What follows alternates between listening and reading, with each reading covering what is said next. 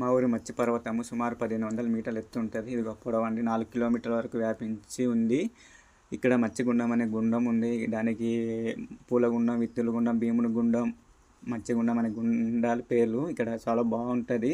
పైన ప్రశాంతమైన వాతావరణం ఉంటుంది. పైన ఈత దుబ్బులు అన్నీ బాగుంటుంది. ఇక్కడ సిటీ ఏరియా కూడా చాలా క్లారిటీగా కనిపిస్తుంది.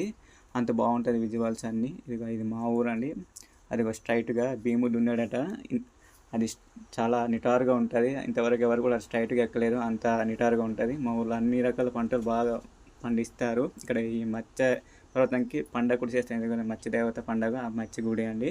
3 రోజులు బాగా పండుగ చేస్తారు. 3వ రోజు అంటే ఎవరైతే గడ్డలు పెట్టుకున్నారో వారు 3వ రోజు ఊరేగింపు ద్వారా అక్కడ ఆ తల్లివారి దగ్గర ఊరేగిస్తూ అక్కడ చేస్తారు. ఇక్కడ చుట్టుపక్కల గ్రామాలే కాకుండా 4 పంచాయతీలు, మండలాల వరకు కూడా ఇతరులు చాలామంది వస్తారు. చాలా బాగా చేస్తారు పండగ. ఇది గటాలు 3వ రోజు ఊరేగింపు చేసుకుంటూ ఆ తల్లివారి దగ్గర చేరుస్తారు. వాళ్ళ మొక్కు తీరాలని. చాలా